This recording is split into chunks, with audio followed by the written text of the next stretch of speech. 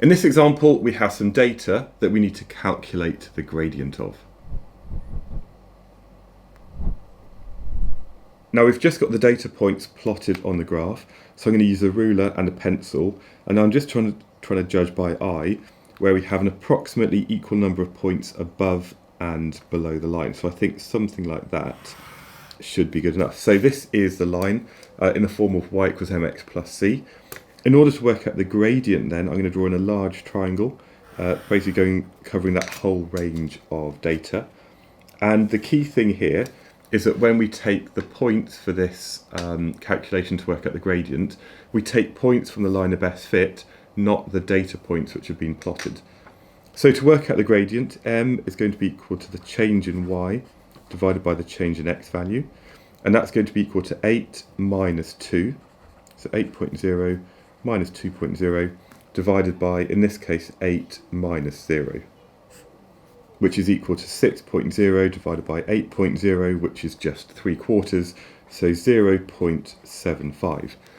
Now when it comes to the units, here we've got a length in centimetres, and we're dividing that by a force in newtons.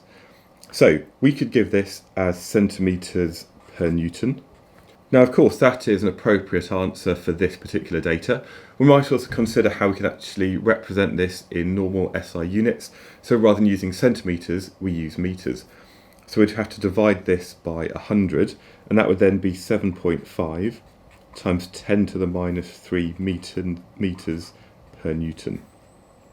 And of course, sometimes if we're looking at length and force, this might be related to maybe the spring constant of a spring which is being extended, and often then we give something in newtons per metre. So if we were to take the reciprocal of that, so 1 divided by 7.5 times 10 to the minus 3, this would be equal to 130 newtons per metre.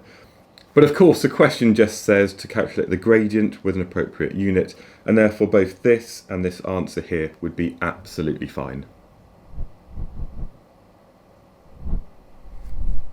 By the way, this is just one of many videos I've made covering all of the maths that you need to understand for A-level physics.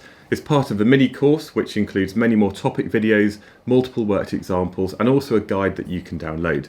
You can find all of this over at alevelphysicsonline.com.